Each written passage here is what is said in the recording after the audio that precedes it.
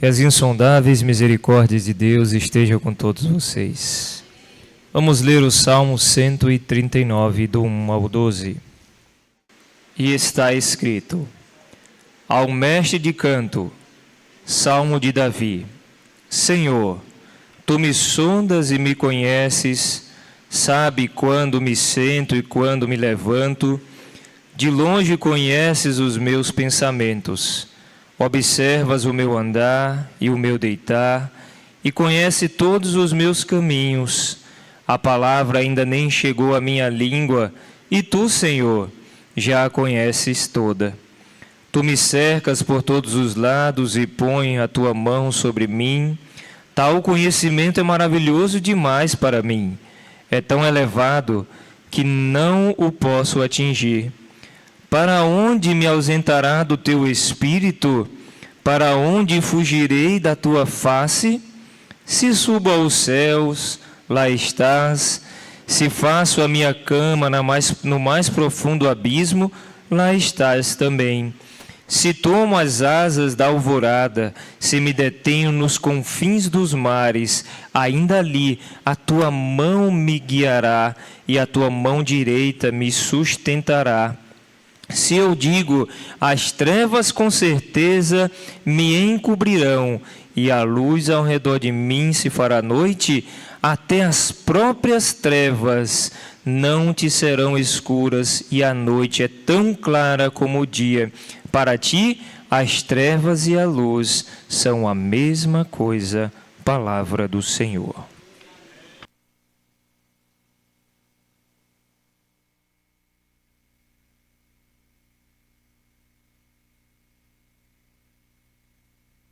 Bom dia, amada igreja, graça e paz a todos.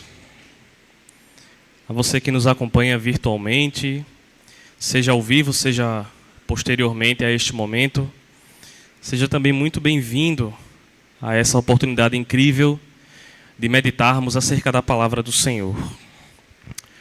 Neste domingo estamos estudando o tema estima.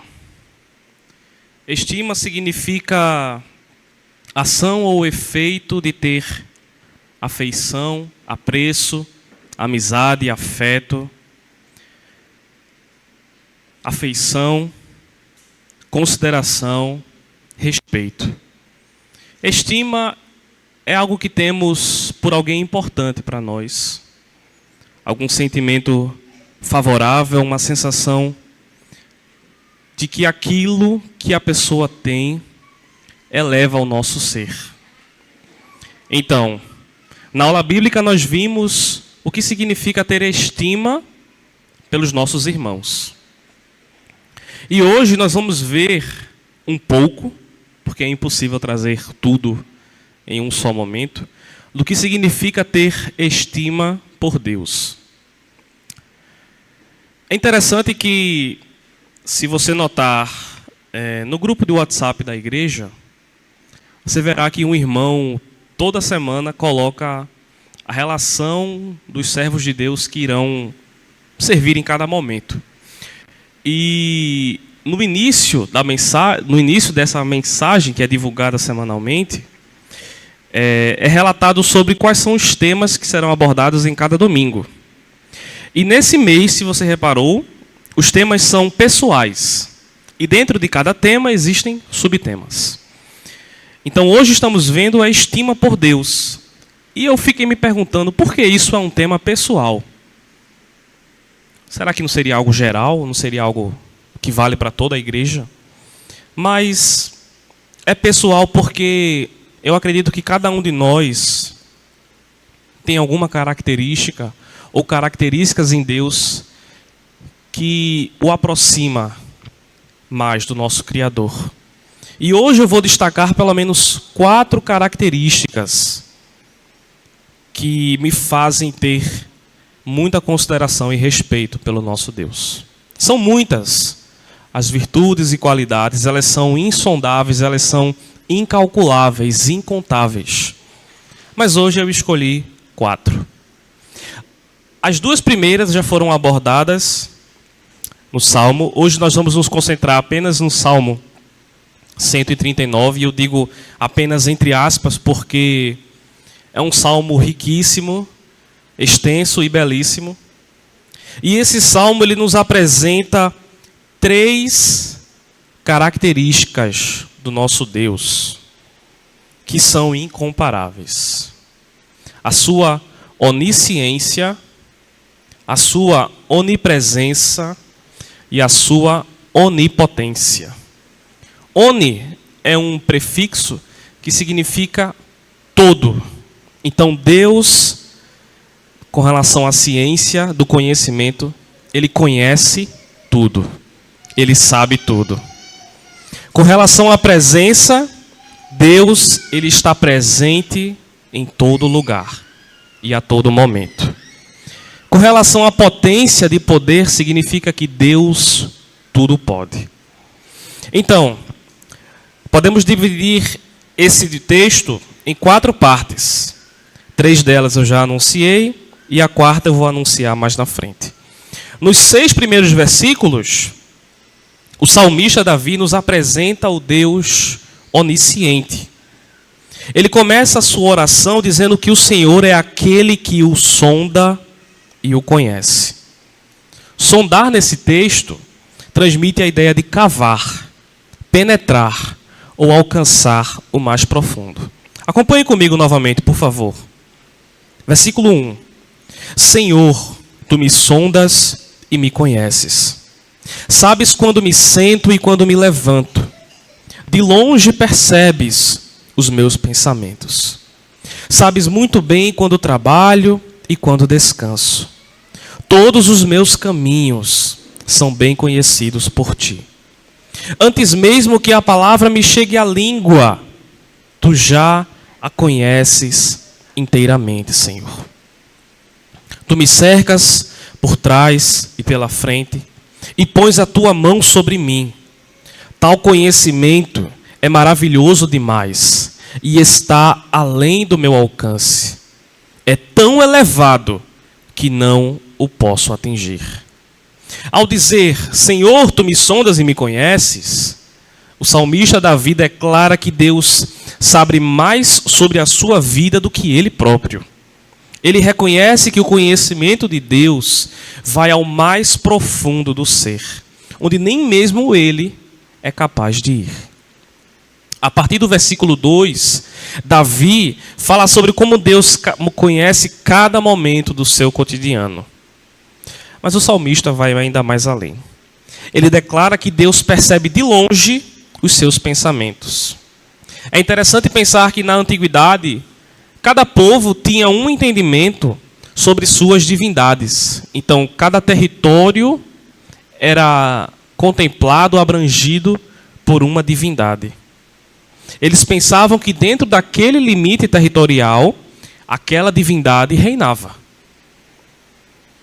E assim, conhecia e protegia os fiéis que estivessem dentro daquela região.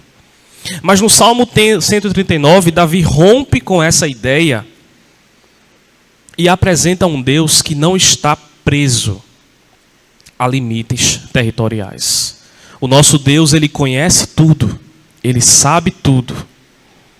E ele conhece não apenas aquilo que é visível aos nossos olhos, mas mais ainda, ele conhece os nossos corações. O pai não conhece o pensamento do filho. O filho não conhece o pensamento do pai. O marido não conhece o pensamento da esposa, nem a esposa conhece o pensamento do marido. Por mais que se amem, por mais que tenham estima um pelo outro, mas Deus, ele conhece os nossos pensamentos. Ele conhece o nosso coração. A ciência tenta desvendar o corpo humano e parece que ela falha nessa missão. A perfeição que é o corpo. Você já parou para pensar que cada membro do seu corpo exerce uma função única e perfeitamente desenhada para cumprir o seu propósito? Por isso que Cristo, ele compara a sua igreja a um corpo. Cada um exerce uma função, mas se todos estiverem coordenados, conectados, unidos, eles vão cumprir um propósito maravilhoso. Então, os cientistas, eles acreditam que, em média, cada pessoa produz cerca de 10.000 pensamentos. Isso é uma suposição. Imagino que seja impossível de provar quantos pensamentos cada um de nós produzimos por dia. Mas uma coisa eu posso garantir: cada um desses pensamentos é conhecido de nosso Deus. Por isso Davi diz que Deus conhece cada uma de nossas palavras antes que elas cheguem à nossa língua. O nosso Deus conhece tudo. Essa é uma das características pelas quais nós podemos ter consideração e respeito pelo nosso Senhor. A segunda característica é a sua onipresença. Significa dizer que Deus está em todo lugar. Acompanhe comigo, por favor, a partir do versículo 7 até o versículo 12. O salmista diz: para onde poderia eu escapar do teu espírito? Para onde poderia fugir da tua presença? Nós vimos na aula bíblica que há certas perguntas que são retóricas, elas não precisam de resposta. Elas já vêm com uma resposta pronta. Então o salmista ele faz uma pergunta e nós sabemos que a resposta é que não há escapatória de Deus. No versículo 8 ele intensifica essa comparação dizendo: se eu subir aos céus, lá estás. Se eu fizer a minha cama na sepultura, também lá estás. Se eu subir com as asas da alvorada e morar na extremidade do mar, mesmo ali a tua mão direita me guiará e me susterá. Versículo 11. Mesmo que eu diga que as trevas me encobrirão e que a luz se tornará noite ao meu redor, verei que nem as trevas são escuras para ti. A noite brilhará como o dia, pois para ti as trevas são luz. A primeira reação do pecador diante da grandeza e da santidade de Deus é tentar escapar. Perceba que cada vez que nós cristãos cometemos um pecado, nosso primeiro sentimento muitas vezes é de vergonha, é de tristeza, é de procurar um isolamento.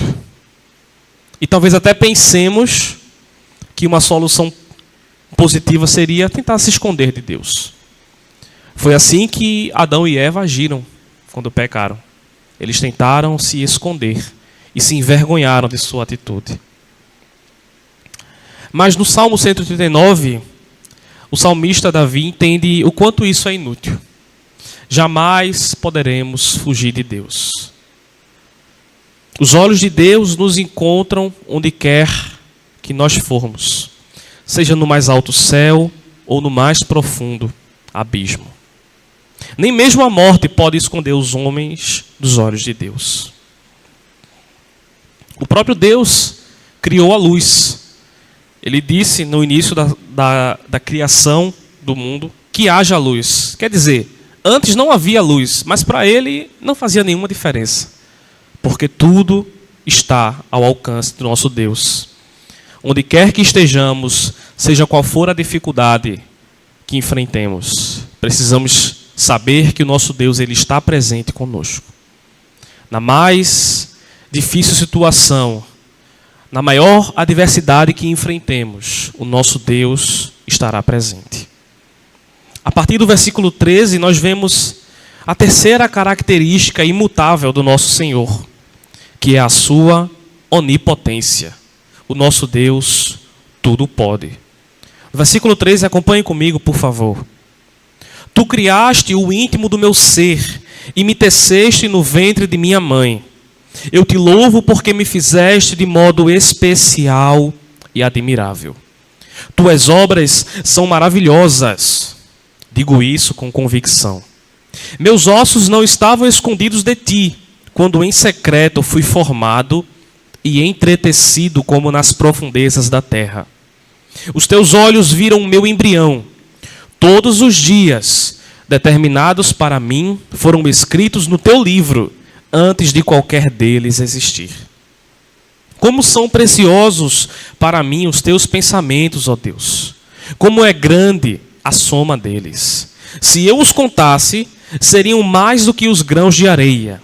Se terminasse de contá-los, eu ainda estaria contigo. O nosso Deus, que é todo-poderoso, que é capaz de fazer tudo, Ele escolheu demonstrar a sua imagem e a sua semelhança em quem? Em nós. Cada um de nós foi feito à imagem e semelhança do nosso Deus. Por isso que Ele conhece cada parte de nossa vida. Cada pedaço do nosso corpo, cada célula, cada tecido, cada membro, cada osso, tudo foi desenhado e formado por nosso Deus. É interessante que no versículo 16, ele diz que todos os dias determinados para mim foram escritos no teu livro, antes de qualquer deles existir. Aqui há basicamente duas interpretações. A primeira é que os dias, os nossos dias foram registrados em um livro antes de qualquer um deles existir. Então Deus, ele sabe tudo o que vai acontecer com nossa vida. Mas aí como é que fica a questão do livre-arbítrio? Como é que Deus, ele conhece cada dia de nossa vida e ao mesmo tempo nós temos o livre-arbítrio de servi-lo ou não? A verdade é que Deus, ele planejou cada dia de nossa vida. A sua vida, ela faz parte de um propósito criado, desenhado por Deus. Nós temos o livre-arbítrio. Nós temos a liberalidade de decidir segui-lo ou não. Mas, se nós decidirmos segui-lo, estaremos cumprindo um plano de salvação que é maravilhoso. Deus, ele sabe tudo, ele está presente em todo lugar e ele pode tudo. Mas ainda assim, ele deixa para cada um de nós a escolha de segui-lo ou não. Os nossos dias, eles foram planejados pelo Senhor. Nosso Senhor, ele é como um arquiteto que pensa em cada detalhe da obra, junto com o engenheiro, para que tudo saia perfeito. Mas o construtor de cada tijolo somos nós. Nós que escolhemos se vamos servi-lo ou não. Mas o salmista Davi, ele se impressiona porque o nosso Deus, ele pensou em cada detalhe. Ele pensou em cada ato de nossa vida, em cada momento, desde o nosso crescimento físico até o momento em que temos a maturidade de nos entregar a Ele e de servi-lo. Ele pensou em cada momento. E com todo o seu poder, Ele escolheu a humanidade para ser o seu espelho. Cada um de nós somos o espelho da criação de Deus. Fomos feitos à sua imagem e semelhança e temos o privilégio de mostrar o poder de Deus para quem não o conhece. Diante de algo tão maravilhoso, o salmista, ele se rende à grandeza de Deus. Se por um lado Deus, ele conhece todos os nossos pensamentos, por outro lado, nós não somos capazes de enumerar os pensamentos de Deus. A cada vez que nos desviamos do caminho do Senhor, nós desvirtuamos esse propósito maravilhoso de criação, que começou lá com Adão e Eva e continua nos dias de hoje. Deus tudo pode, Deus tudo sabe e Deus em todo lugar está presente.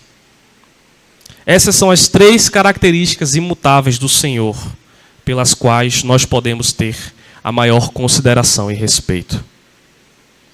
E a quarta característica, para finalizar, nós podemos ver nos versículos 19 e diante.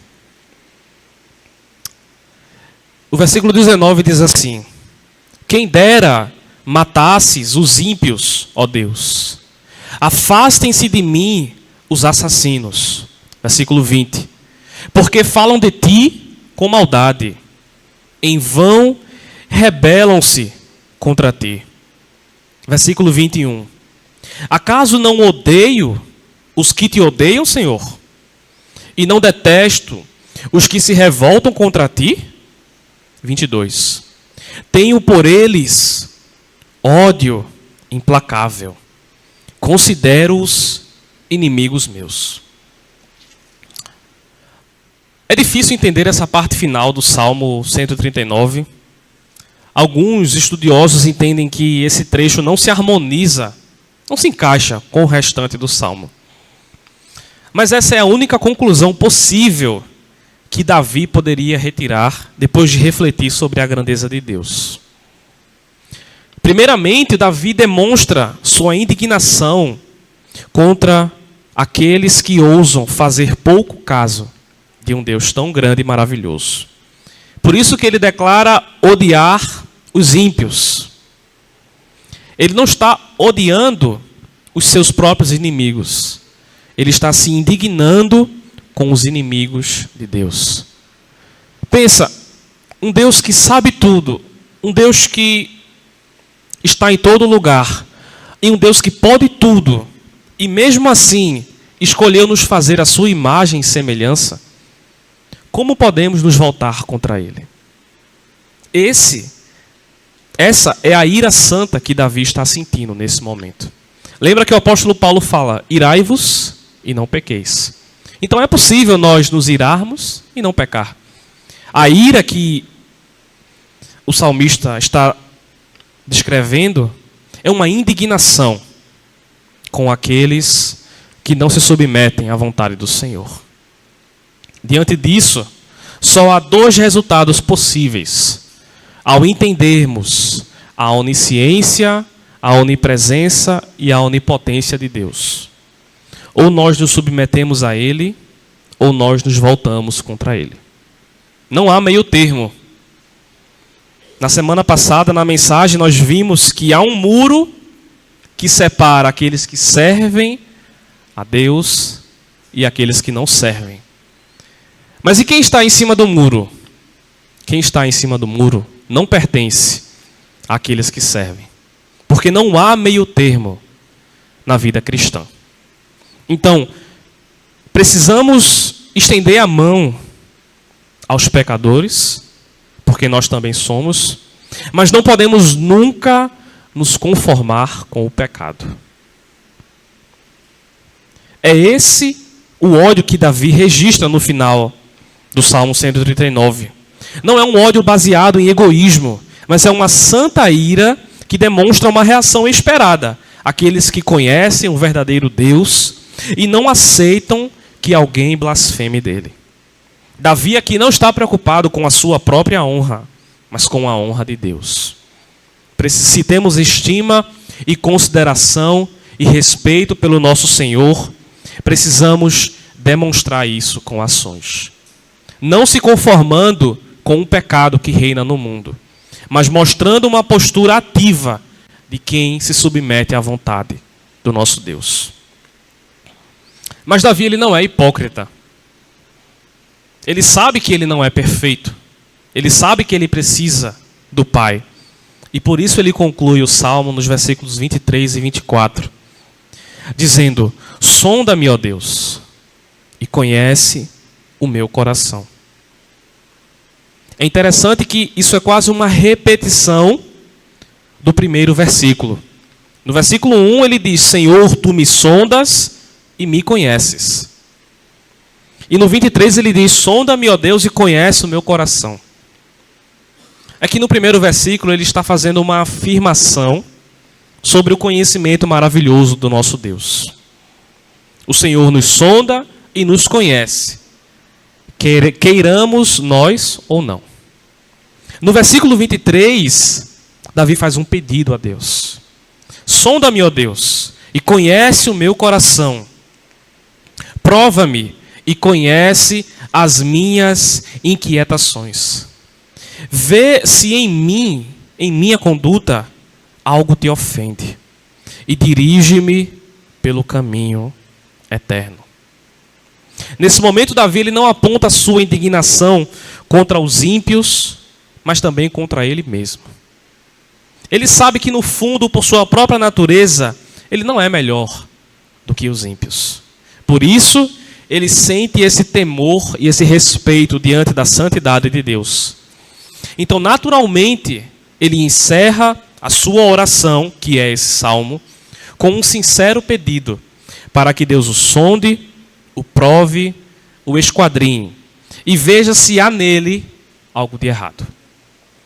Davi reconhece que nem mesmo ele é capaz de discernir o seu próprio coração. Nesse momento é como se ele estivesse dizendo: Deus, sonda-me e veja se há algo escondido em mim que pecaminosamente possa querer tentar rivalizar com a sua grandeza e ofender a sua presença. E no fim das contas ele conclui dizendo: por favor, Senhor, me guia pelo caminho da eternidade. Deus é onisciente, o que significa dizer que ele sabe tudo. Ele conhece todas as coisas, tanto as que aconteceram no passado, quanto as que estão acontecendo agora e ainda as que ainda vão acontecer. Deus não só sabe o que nós fazemos, o que é visível ao olho nu, mas ele sabe o que pensamos e o que sentimos. Não há nada oculto para ele, pois o seu conhecimento é completo e perfeito. Deus é onipresente, o que significa dizer que ele está presente em todo lugar, ao mesmo tempo. Uma oração feita aqui e uma oração feita ao mesmo momento no outro lugar do planeta é igualmente ouvida pelo nosso Senhor. Ele não só está em cada lugar do universo, mas ele está com cada pessoa deste mundo presente. A onipresença de Deus nos assegura que nunca estamos sozinhos, pois ele está sempre ao nosso lado, nos guiando e nos apoiando. Deus também é onipotente, o que significa dizer que ele tem todo o poder para fazer todas as coisas. Como o Evangelho de Lucas diz, pois para Deus nada é impossível. Ele criou o universo, criou a terra, criou as estrelas, criou os astros, fez separação entre dia e noite, criou todas as criaturas que habitam este planeta, e ele nos criou à sua imagem e semelhança.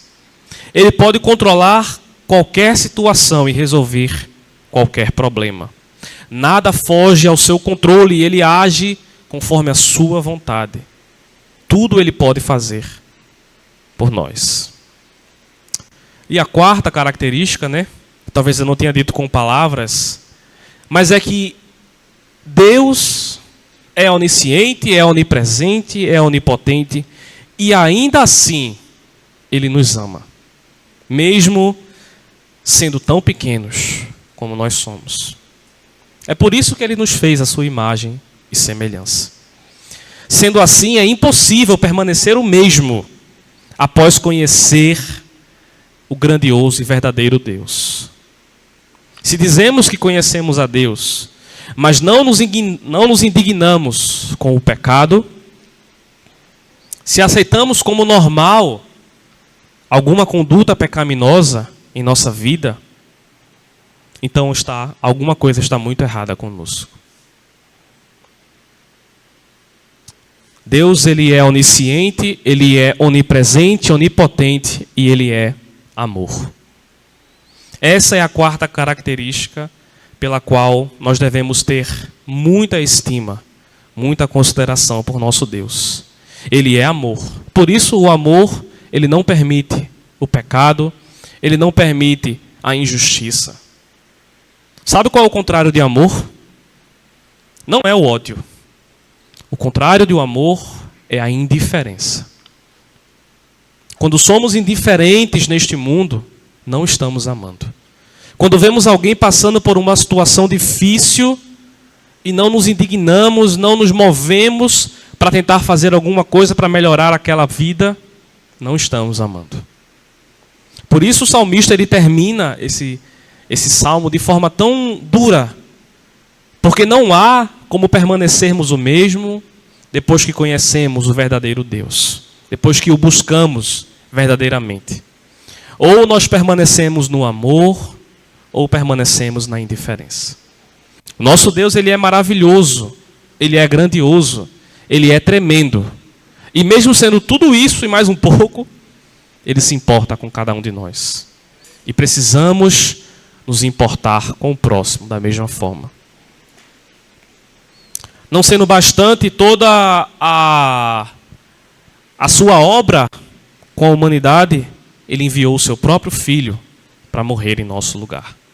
Então, que possamos todos os dias não apenas ter consciência do quão maravilhoso e grandioso o nosso Deus é, mas praticar o amor que Ele nos ensina. Se Ele, que é tão tremendo, se importa com cada um de nós, por que não fazemos o mesmo pelo nosso próximo? Que você possa buscar todos os dias ser sondado pelo nosso Deus. Que Ele venha, que você permita que Ele sonde o seu coração, que Ele conheça as suas inquietações, que Ele veja em sua conduta se algo o ofende e que Ele possa guiá-lo pelo caminho eterno. Assim, nós estaremos praticando o amor de Deus, que é talvez a maior estima que qualquer pessoa pode ter. Que sejamos todos os dias transformados e guiados por esse amor. Amém?